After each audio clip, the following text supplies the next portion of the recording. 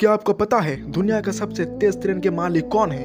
वो कौन सी ट्रेन है जो हर छोटे बड़े सुरंग के अंदर आसानी से जा सकता है और आसानी से बाहर आ सकता है? ये जानने से पहले मेरे चैनल को सब्सक्राइब करो। तो इंतजार हुआ खत्म। दुनिया का सबसे तेज ट्रेन के मालिक है मेरे और आपके चहीते वर्ल्ड का नंबर 1 हैंडसम बंदा, जो अपने डंडे से कर सकता है सभी को ठंडा, जिसको हम प्यार से बोलते हैं टकला जोनी सिंह।